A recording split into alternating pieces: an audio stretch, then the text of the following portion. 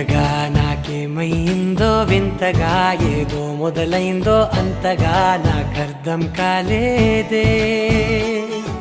మెరుపులా నీ చూపే మందో చినుకులా నాపై వాలిందో మనసిలా నీ వైపే తిరిగిందే